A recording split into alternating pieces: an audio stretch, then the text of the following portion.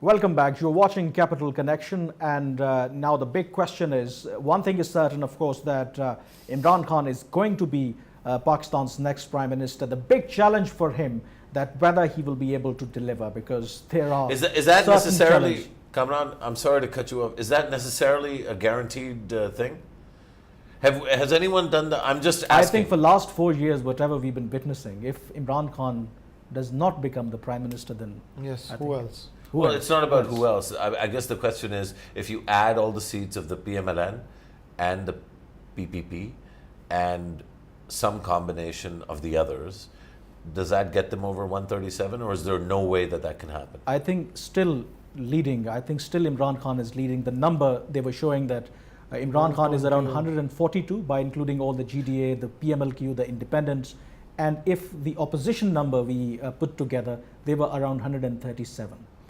So still in that case, I think there is a possibility. Well, there is a probability. Is the magic there number, is a probability, but given the fact that in democracy, since he is the single largest party, he should have a chance. He should have a chance. So in that context, I'm saying. But imagine, Kamran, imagine, and I mean, this is an invitation for a thought exercise. Imagine that the PMLN, PPP managed to stitch together 137 or 138 seats. Well, I think the independents will definitely play the role. If Imran Khan had reaches somewhere around 122, 125, and then there is you add independents, that makes 145, and the okay, coming back to, I think these are obviously questions because given the current situation and the ground situation, the all likelihood that Imran Khan is going to be the next Prime Minister. On talking about the challenges, I mean, you know that he has won the election on the back of his slogan of New Pakistan and the change that he was talking about. But you know that Pakistan is at the moment is facing enormous challenges, both on economic front, on security front, and on external front. What are the challenges do you foresee for him? You know, there's so many challenges, but right now I think this house, this society is one of the most polarized and one of the most divided house. So, and a kind of new black and white generation we have been seeing, observing around us, who don't allow you to paint their black and white picture. So I think the major challenge for him, how to bring together all those polarized sections of the society, and his party is one of the reasons that polarization is on the rise in this country. So there are so many challenges. But do you think that Imran Khan will show that kind of Mr. Qamar magnanimity? Because when he talks about that, we are certainly polarized, but as a statesman, now you need to bring all the factors, all the political parties together to deal with certain challenges, because there are certain issues on which we need a bipartisan consensus. But given his pre-election position, do you think that he is a kind of person that reach out to both PMLN and the People's Party? I think in his personal capacity, he may not be that much careful in dealing with such kind of things, but he will have people like Jahangir Tareen, he will have people like Shah Mahmood Qureshi, who had an experience of the previous parties, and I think they will be able enough to reach out to the People's Party or to the PMLN and to the others. And don't forget, Imran Khan. But will they be able to reach out to each other? Will Jahangir Tareen and Shah Mahmood Qureshi be able to talk to each other? I think that is a serious question, but since Jahangir Tareen didn't win, so I think he's, as per Qureshi, he's out of the race. But definitely he will be a wheeler dealer in the entire process. But I think here in this situation, Imran Khan, he's an arrogant man, and if Shehbaz Sharif is somewhere in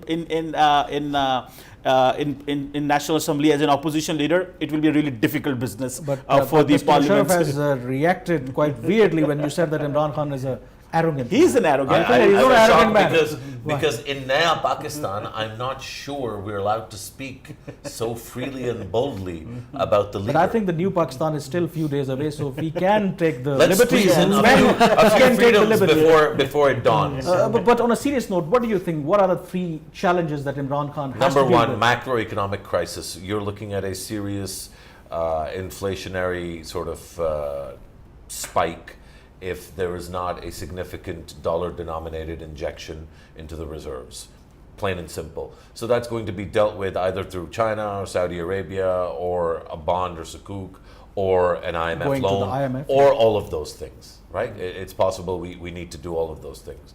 And it might not be a bad idea to actually double down and get a lot of money in and have a plan as to how to actually use that. But if you talk to the PTI supporters, they are so confident that Imran Khan is so popular in overseas Pakistanis, he will make one call and all the people Within will days. send billions of dollars to Pakistan but- and all our problems will be settled. but Do you think that let's- is a possibility? So I do actually think that's a possibility, and I think that it's an incredible thing when people start believing in something. I'm not endorsing that, but I'm telling you that we've seen in the United States a remarkable series of events under President Donald Trump, and you look at them and it's breathtaking. You think, how is this possible? You see the same thing happening in several other places.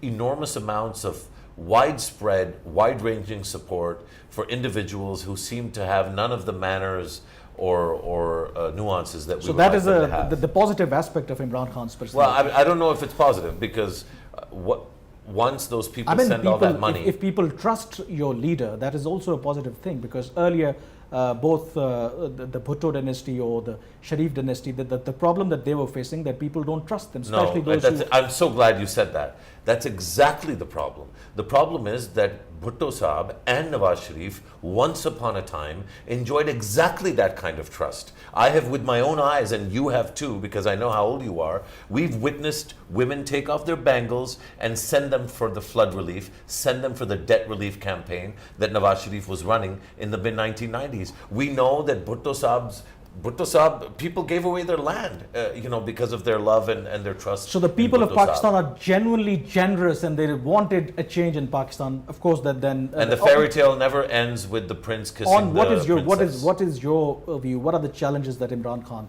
has to deal with once he steps in?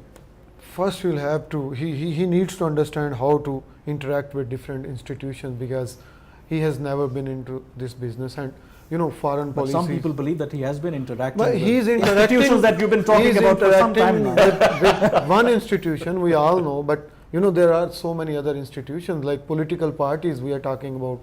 When you are talking about foreign policy is such a huge issue, a huge problem. He can elaborate. Do you think Shiri Mazari would be a good choice to become the foreign minister? Can I be honest with you? Yeah, if sure, if Khwaja Asif was an okay choice, and we saw some of the disastrous statements that he made, including the gaffe of the tweet whilst the fact That would be old FATF Pakistan. We were talking about the new Pakistan. Right? Well, I know you're talking about the new Pakistan. There's only one Pakistan, and I think I think it's cute. And look, I don't think we should take away people's hope. I think it's very negative to do that. If people believe a Naya Pakistan is here, I hope they're right, and we all should be invested in it. But countries don't change overnight because of slogans. Countries change because the people living in those countries change. Pakistanis I have have not last 2 changed. minutes, and I would like to ask all three of you. The big question is, some people believe that that Imran Khan is now on the cusp of becoming the prime minister. That whether he will be able to survive, whether he will be able to have 5 full-year term, because some people believe that once he becomes the prime minister, he also may face the same issue that Nawaz Sharif was facing. What, Panama With the Papers? security I establishment. think the maturity he has shown since yesterday regarding how things are being shaped and how things are working, I think that is the mature stance, not going for speech, Do you being think that silent. he can go along well with the security establishment? Definitely, he can go. Just look at his language. Just look at how he's even reaching out to the security establishment on the election day, and the way he's trying to build the narrative regarding India and on Nawaz Sharif. So I think he actually understands the fault lines as far as. And even I was on India today this morning and yesterday as well. They were showing his interviews of the few interviews which he did a few years ago, and Imran Khan was very careful while talking about the non-state actors and talking about the security establishment, and they were showing that he's a wise man. No, but he was also very categorical a few years back. For example, that he was asked that how he would be able, how he would deal with the civil-military imbalance, and he said that if he becomes the prime minister, he will make sure that he not only have the responsibility but also have the authority. Do you think that he will be the authoritative prime minister? I think he would need to learn how to not be authoritative prime minister. I think he'll have to, and he has so many people around him like Shahmood Qureshi Saab. They are very good, kind of teachers, and they would really teach him how to be Like Nawaz Sharif had Chaudhry Nisar? Yes, he would be the same kind of equation, I think. But some people believe that Chaudhry Nisar was also the main reason that Nawaz Sharif was today in jail. Nawaz Sharif was in jail because he was unable to provide a coherent rationale and But timeline. because we are running for out his of coming wealth. back to the original question, do you think that he would be able to have this civil-military imbalance issue addressed, Imran Khan? I don't think there will be a civil-military imbalance if Imran Khan is prime minister. I think Imran Khan knows where the bread is buttered and where power lies in this country. And he Knows will his not be limitations, challenging do you mean by this? Knows his limitations? Absolutely, yeah. Okay, I think we have to conclude our discussion on this very thought-provoking point. Many thanks indeed, Musharraf Zaidi, On Sahi, and Kamar Chima. That's Thank you it very much. from this edition of Capital Connection. Thanks for watching.